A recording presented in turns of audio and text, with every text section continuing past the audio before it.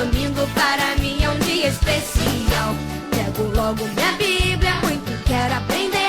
Vou contente para a escola dominical, pois é Deus que só. Saúde, queridos internautas, com a doce e gloriosa paz de nosso Senhor e Salvador Jesus Cristo.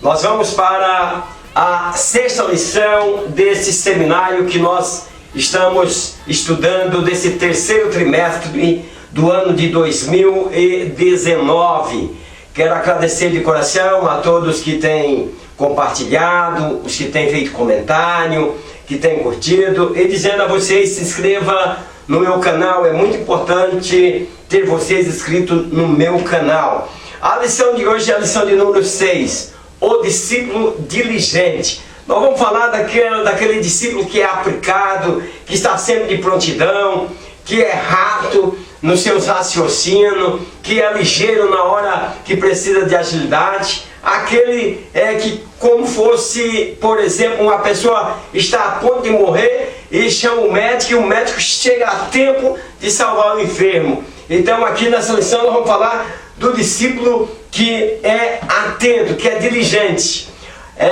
No textual vai estar falando sobre estar preparado para a surpresa.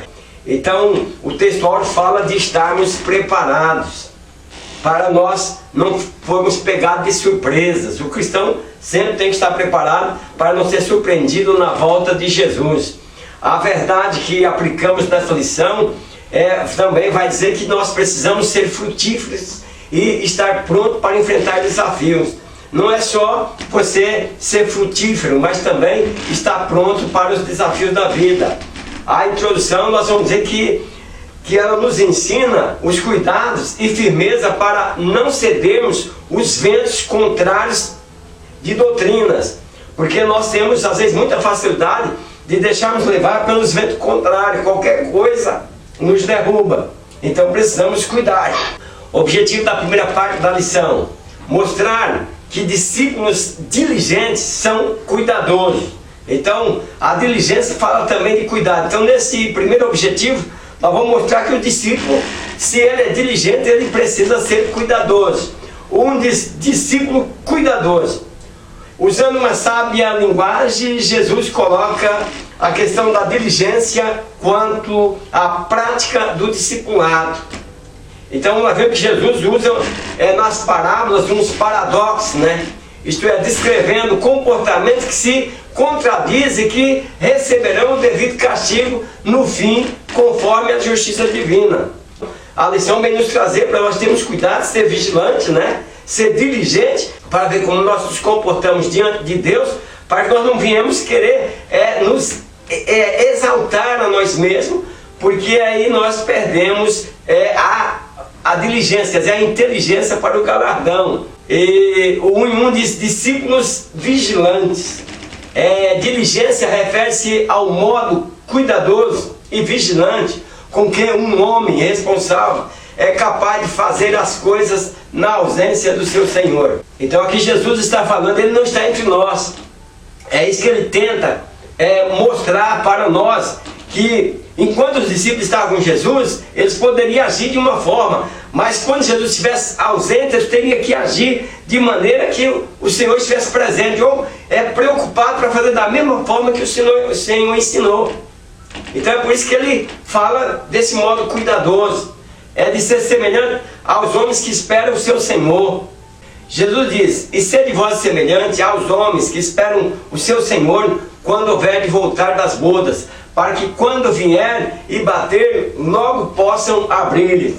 Então Jesus aqui faz uma comparação com as bodas daquela época, que era totalmente diferente da nossa. Não se sabia que dia que voltaria aquele Senhor das bodas. Então, mas o Jesus está falando de nós estarmos sempre preparados, como que o Senhor viesse agora mesmo, está pronto para não sermos pegos de surpresa. Esses homens são pessoas amadurecidas, mas não pessoas de condições servil. Esta é a condição que o Senhor quer encontrar o seu servo. Pessoas maduras, pessoas que servem por amor, não por escravidão. Então o cristão deve sempre estar com as suas lamparinas acesas, a sua fé em ação, sempre azeite em sua vida, né? Sempre com o corpo cingido, que é pronto para agir. Pois se é agora que temos que partir, nós estamos prontos para partir. Então o servo de Deus, ele sempre tem que ser o servo da luz e não da escuridão. Deve estar acordado, aguardando o Senhor retornar para abrir-lhe a porta. Então, meus queridos, essa lição vem distante do cuidado. Nós estamos vivendo hoje os dias em que as pessoas esqueceram de Deus, esqueceram que Jesus vai voltar. Muitos crentes também esqueceram. E o Senhor vai voltar a qualquer momento. Quando nós achar que Ele não vem, Ele virá. E é preciso que nós estejamos preparados para encontrar o Senhor nos ares. 1 e 2, discípulos fiéis e prudentes. A diligência do personagem desta parábola é representada pela figura de um mordomo, no grego, oikonomos, né? Então, meus queridos, este homem era um mordomo de confiança, era uma pessoa que cuidava das coisas do seu senhor. Mordomo é um empregado de confiança. E ele era capaz de administrar os bens de seu senhor e cuidar dos empregados. Porém, mesmo assim, esse administrador precisava estar atento, porque o seu senhor poderia voltar a qualquer hora. Se aquele mordomo for infiel, imprudente, ele corre grande risco. Se ele não tratar os seus empregados da maneira que deveria ser tratado, conforme a obediência do seu senhor que confiou nas suas mãos, ele corre um risco de, quando o Senhor voltar, achar em falha. E aí ele está sujeito a severas advertências. O 1 e 3 diz: o fogo e dissensão à terra. Ao lermos Lucas 12, 49 a 53, quando Jesus disse que veio trazer fogo e dissensão à terra, parece-nos que ele saiu do assunto geral que estava tratando. Então aqui o comentador está dizendo que quando Jesus falou que ele não veio trazer paz, mas veio trazer fogo na terra, então parece que nós nem conseguimos entender. Porém, ele está dizendo que o discipulado, né, o discípulo diligente, deve contar com a possibilidade de que sua atitude acarreta que a própria família seja assolada pelo fogo da discórdia. E Jesus vem trazendo a adoração ao único Deus. Então podia haver uma discórdia entre a família. Por isso Jesus veio trazer, não veio trazer paz entre a família, mas veio trazer discórdia. Então Jesus diz claramente, né, e frontalmente com eles, cuidai os que vêm trazer paz à terra. Então a seguir ele diz, né, que ele não veio trazer, mas veio trazer guerra. Então o judaísmo naquela época era uma religião da família, na qual as pessoas adoravam em família, mais do que individualmente. Então Jesus previu que suas declarações poderiam cortar laços familiares e exigiram decisões individuais. Então a decisão para estarmos com Cristo não é mais uma decisão que depende da nossa família, é individual. Talvez você aceita Cristo, mas os seus parentes não aceitam. Então você precisa tomar essas posições. O objetivo da segunda parte da lição: apontar a importância de os discípulos serem frutíferos no reino de Deus. Então não basta ser discípulo. Nós vamos estar apontando agora que é necessário que o discípulo seja frutífero. Jesus, nós encontramos na Bíblia, em vários lugares, Jesus ensinando quais as características para você ser um discípulo. E se você não produz fruto, você não pode ser discípulo. O 2 diz: discípulos frutíferos. Lucas sabia da importância dos seguidores de Jesus serem discípulos arrependidos, frutíferos e que demonstrassem os frutos também no cuidado com o próximo. Então, meus queridos, um dos grandes ensinamentos da Bíblia para nós sermos discípulos, só sermos discípulos se amarem uns aos outros.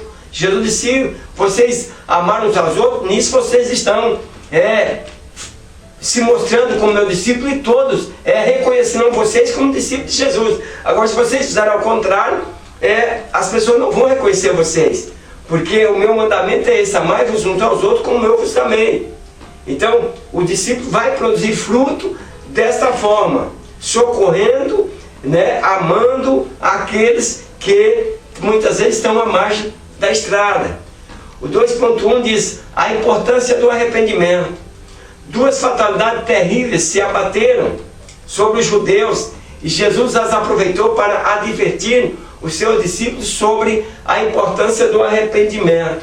Então agora o comentador vai falar de duas fatalidades, né, que abateram os discípulos, mas que nós não temos aí, por exemplo, uma explicação totalmente completa sobre esses acontecimentos, pois foram dois fatos que todos tomaram conhecimento, mas que hoje não temos como saber detalhes.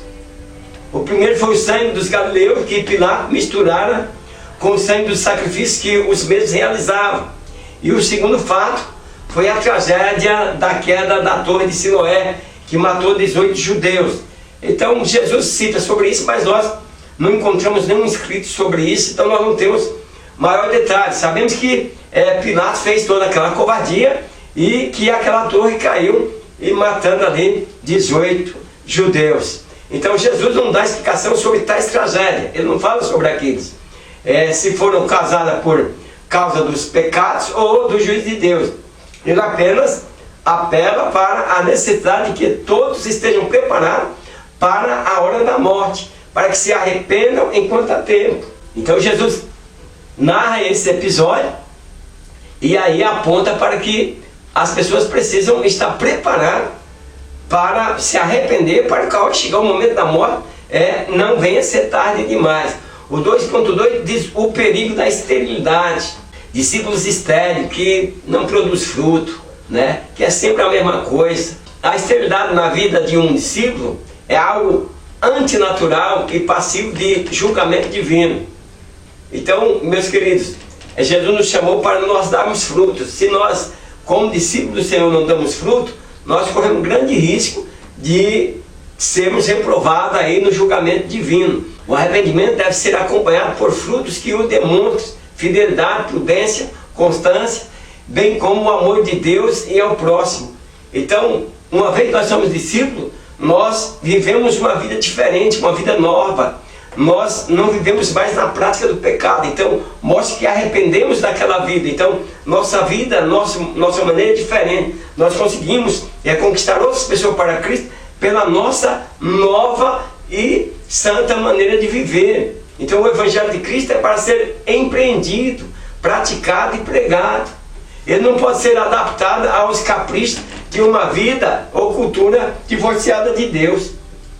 Para poder ter mais gente, para poder conquistar a maioria, então nós não podemos fazer com que adaptações venham a ser enxertadas no Evangelho. O discípulo de Cristo não deve se moldar ou adaptar-se ao sistema mundano, senão tal discípulo sofrerá o juízo de Deus como uma figueira estéril e é inútil num terreno.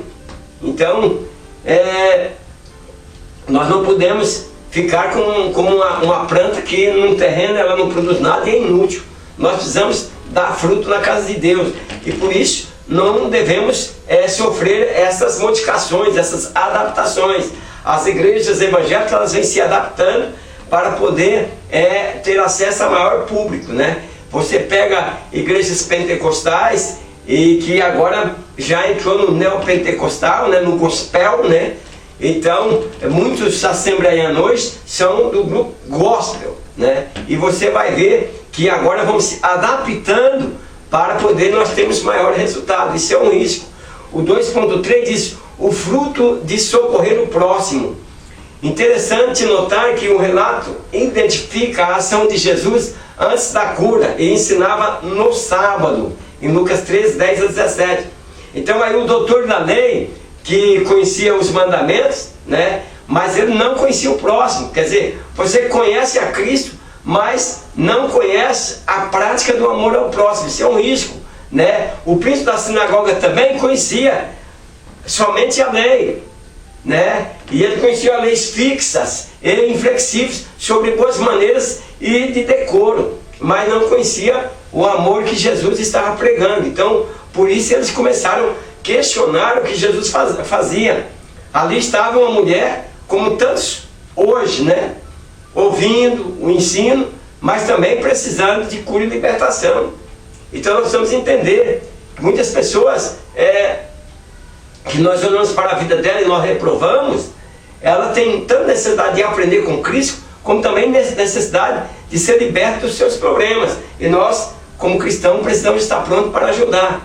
O objetivo da terceira parte da lição: falar sobre os desafios do discipulado. Nós vamos agora, meus queridos, para o desafio. Ser crente é entrar num desafio. São muitas coisas que nós precisamos resolver, são muitas coisas que nos desafiam, e nós precisamos romper esses obstáculos para servir a Deus. O 3 diz discipulado e os desafios.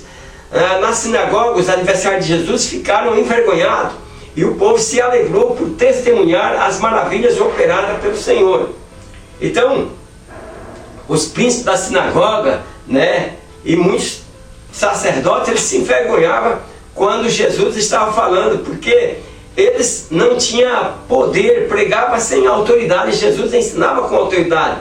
Então, nesse contexto, Jesus profere duas parábolas para enfatizar a presença do reino: grão de mostarda e fermento, anunciando a responsabilidade pessoal e a rejeição por algum. Mas aqui Jesus está falando, por exemplo, do grão de mostarda, da sua pequenez, mas que se torne uma grande árvore. E nossa fé tem que fazer isso, tem que se agigantar.